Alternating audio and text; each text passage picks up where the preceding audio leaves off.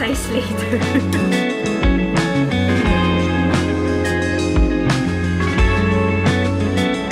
Bye!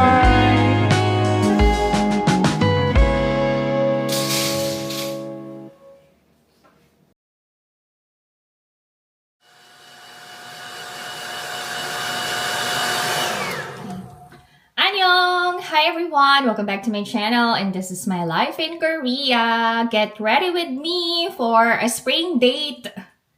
Sinong ka-date ko? May hula kayo? Ding dong ding! Wala nang iba kundi ang aking asawa. Ang mga kids may pasok sa academy. Actually, si Ina pumasok na. Si Ijun mamaya-maya pa. Si Alex nag-start na siyang mag-bike ulit. Kasi napapansin niya na lumalaki na ang kanyang katawan, lalo na ang kanyang tiyan. So, pareho naming goal yon, magpaliit ng tiyan. Yung mga naipon namin nung winter season, kailangan naming tanggalin bago mag-summer season. Anyway, to netizens, kung maartehan kayo sa mga content ko kasi nagde-dress up ako, ganyan, aura-aura, just let me be.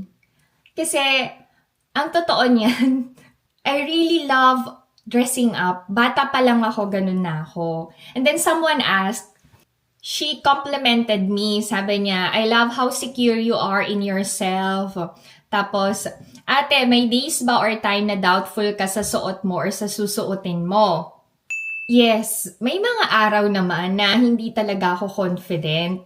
Kasi feeling ko hindi ako maganda. Tapos parang yung suot ko is hindi bagay sa akin. Ganyan, parang ambaduy. Pero dahil wala ako sa mood nung araw na yon, yun yung sinusuot ko.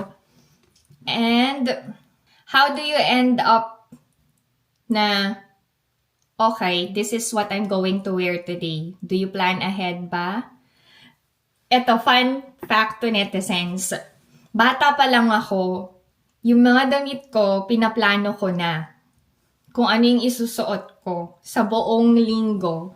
So, alam yan ng nanay ko, ng ate ko. And may mga times na nag-aaway kami ng ate kasi yung damit niya, sinusuot ko.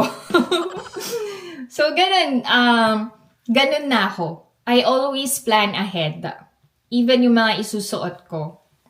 Lalong-lalo na nung nag-college and nag-start akong mag-work.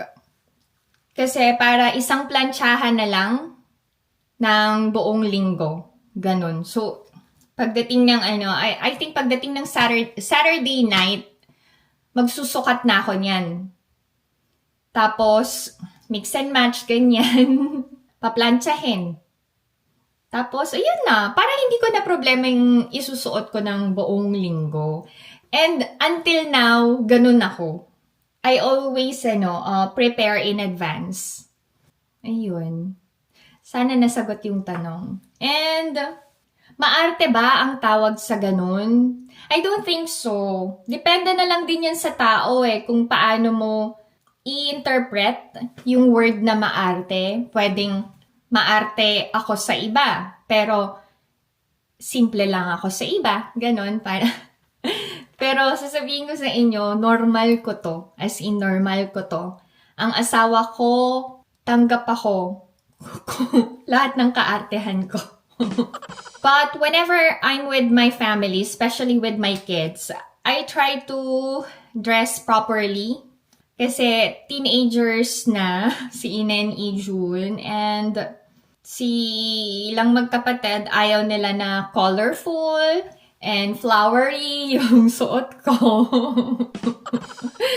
So what I do, I dress up kapag hindi ko sila kasama or kapag si Alex lang yung kasama ko. I wear the clothes that I'm comfortable wearing, yung feeling ko na bagay and maganda sa akin. Ganun. But it doesn't mean na wala akong freedom, ha? Kailangan ko din kasing intindihin yung mga anak ko. Anyway, get ready with me to netizens. Ang dami ko ng daldal.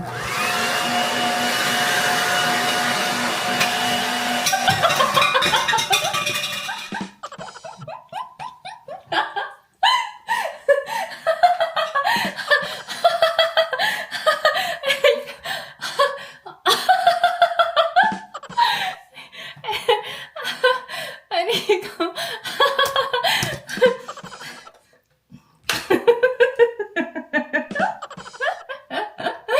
Okay. Tawanan lang talaga yung mga ganitong eksena.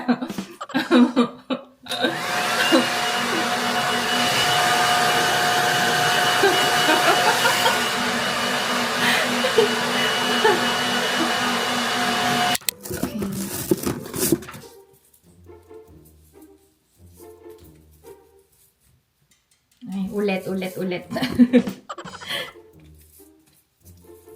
Okay. Okay. This is what I'm going to wear for my date. This is a tube maxi dress from H&M to netizens. Alam nyo ba? Si Maine Mendoza, nakita ko na suot to. Pero, nabili ko to ng sale. Sobrang mura lang nito to netizens. I think, nasa 15,900 nung nabili ko. Tapos, I'm going to match this tube dress with a denim jacket. Alam nyo ba tong denim jacket na to? This one is from Gap Blue Jeans. Medium ang size. And, nabili ko lang to sa Goodwill. Worth less than 10,000 won yata to. I couldn't remember kasi ang tagal na nito sa akin. Ito yung pinaka-favorite ko na denim jacket. Yung iba kong denim jacket, pinamigay ko na. Ito na lang yung naiwan.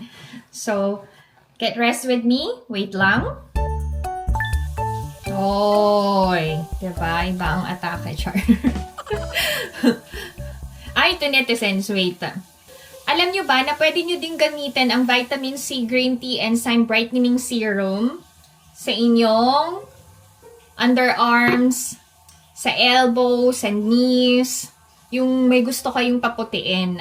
I'm actually applying this sa underarms ko. Yan. Kilikili reveal. Ito yun. Para may buhok pa. Hindi kasi ganun kaputi yung kilikili ko to netizens. Kaya nagpapalaser ako and eto, nag-a-apply ako. Effective ba? I think so. Medyo pumusyaw yung kilikili ko eh. So, apply lang ako ng sunscreen to netizens. Walang foundation or anything. Lalabas pa ako ng ganito? Of course not. Okay, I'm gonna show you the final look to netizens. Diyan lang kayo, oh. Sunscreen muna tayo. Sunscreen is life. Oh, diba? Sunscreen lang yan. So, let me elevate my OOTD. Wow. Wait. Okay, one of the ways to elevate your denim jacket is to wear it like this. Okay, parang yung off-shoulder style. Tapos, hila lang natin tataas. Oh, diba? Parang etong OOTD ko is less than 1,000 pesos lang. Wala pa nga, parang nasa ano ba? Nasa 600 pesos lang yata to. Yung damit lang ha. Wala yung accessories and sapatos. Okay. Okay ba? Oy, nice.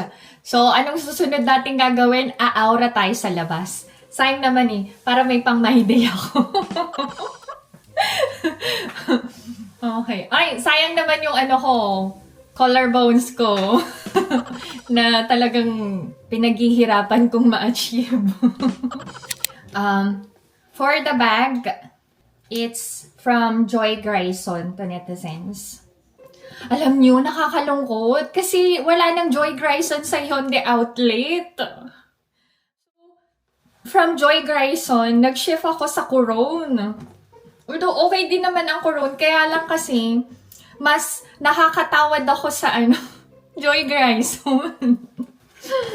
Anyway, okay. So this is the bag. Ay, alam nyo, ang dami nagagandahan sa relo ko. Nako to netizens. Alam nyo ba, itong watch na to is from Beluga. Ang original price nito sa market was 127,000 won. Alam nyo ba kung magkano ko lang nabili to? As in, brand new pa, full box. Hindi kayo maniniwala to, netizens. As in. Nabili ko lang to ng 30,000 won. Kasi yung nagbenta, sabi niya hindi bagay sa kanya. Nakastock lang to. Hindi niya nagagamit. Tapos eto pa, kapitbahay ko lang yung nagbenta.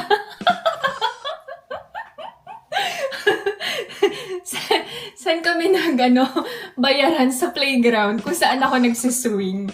Diba? Talaga naman. Sa Carrot Market ko nabili to, netizens. Talagang pag para sa'yo, para sa'yo. Ito, ganda kaya niyan. Ayan. Anyway, I'm ready to aura-aura na. Let's go. Ay, syempre, hindi mawawala ang signature look ko na to. Parang ito na lang. Itong black. Pero kagagamit ko lang nito Wait lang, hanap ako ng iba.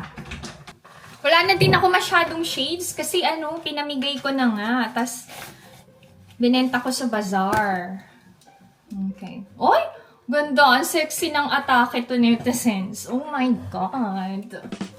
Feeling dalaga ako. Magagalitan ako ng mga anak ko. Wait. Sana buong buwan ganito yung confidence level ko, no? Okay, wait. Which one looks better? This one or this one? Ano ba? I couldn't decide. Para kasing mataray ang itsura mo dito no? Pa-cat's eye kasing style niya, no? Dapat mukha akong sweet sa look ko. Sweet no? Sige. I would go for tam na lang. This one. Looks better. Parang celebrity. Uy! Uy, may pa-cleavage ako niyan. May pa-cleavage. Okay. Pak! Aura! Let's go!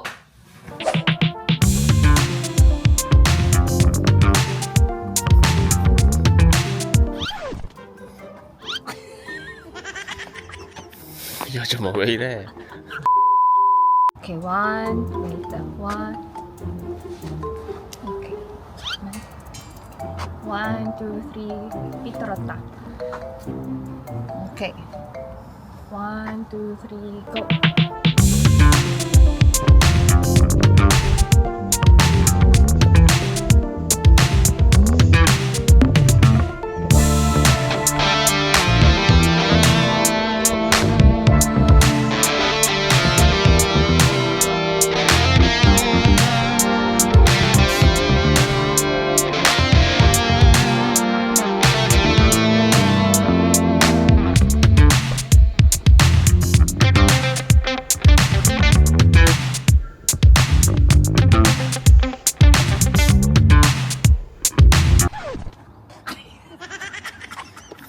왜? Ang aking videographer. Thank you so much.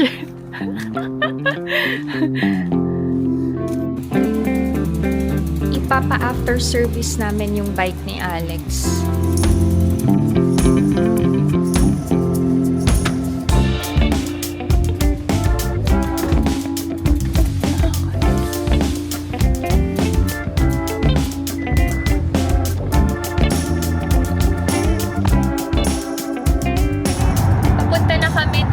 Store para ipa-AS yung bike. Actually, medyo malayo. Magbabiyahe talaga.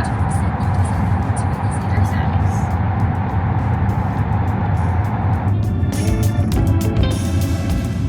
Okay, we are already here.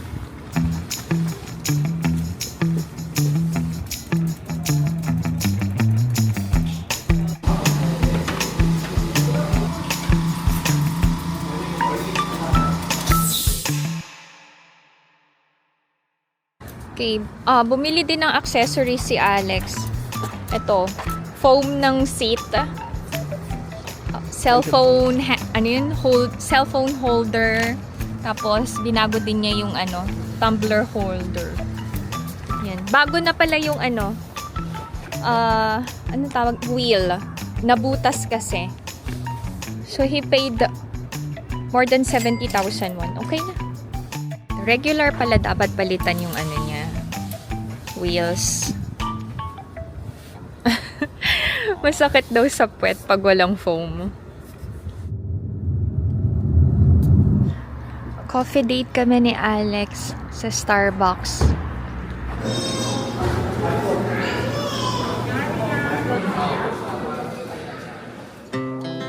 Our hearts beat to the city streets. We began to feel the fire. We rise like tall buildings as the chemicals they take us higher. The night's young and it's just begun as she puts her hand in mine. We wanna chase the night, wanna dance to the light, pull the stars from the sky, just two hearts running wild. Never sleep, never stop, as we shout from the top. We're gonna be two hearts running wild.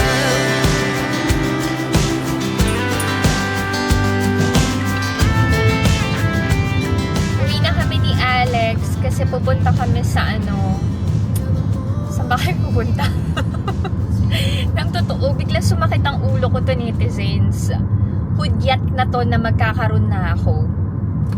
Dito yan dito yan. Dito yung masakit. Tawag dyan is menstrual headache. So, sa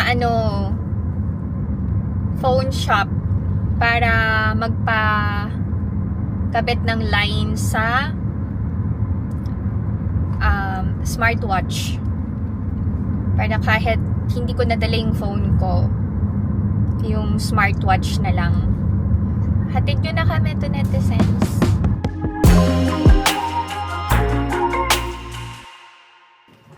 We're already home. Nagpaluto si Alex ng ramyun.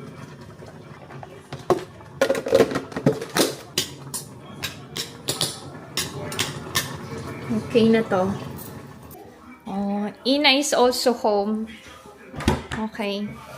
China-charge ko pa yung smartwatch ko. Kaya hindi pa kami makaalis.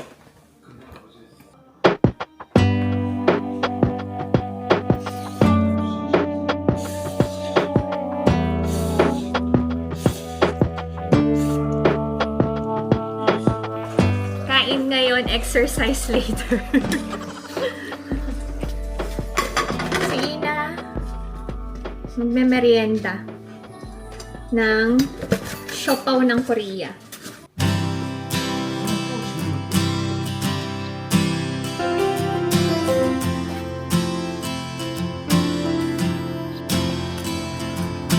Punta na kami sa phone shop.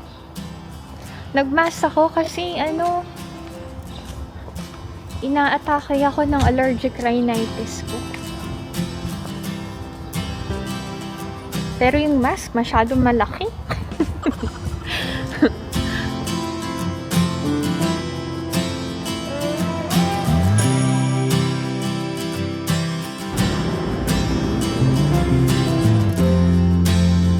Walang tao.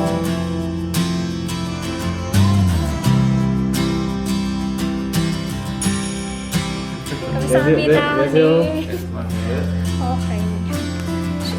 Hindi na ako nagpa-connect ng LTE data sa smartwatch ko. Hindi nire-recommend nung staff doon. Sabi niya, hindi naman na kailangan. Kasi kailangan pa rin ng cellphone. So, ang ginawa namin is nag-renew ako ng contract para makakuha ako ng 20%? 25%? 25. 25% discount sa monthly bill ko. Ayun. At least meron kaming na-accomplish. Si Alex, hindi niya dala yung ID niya. So, next week na namin gagawin yung kay Alex, Ina, and Ijun. Malaking bagay din yung 25% discount lang. Uwi na kami to netizens. Miss ko na ang tuki-mukitok ko. Ijun is home. Say hello. Bye-bye na, bye. Bye. I love you. I miss you.